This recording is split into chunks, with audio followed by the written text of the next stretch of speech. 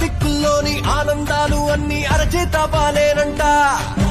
అత్యాస లేకుంటే పేరాస లేకుంటే ఐశ్వర్యమేనంట.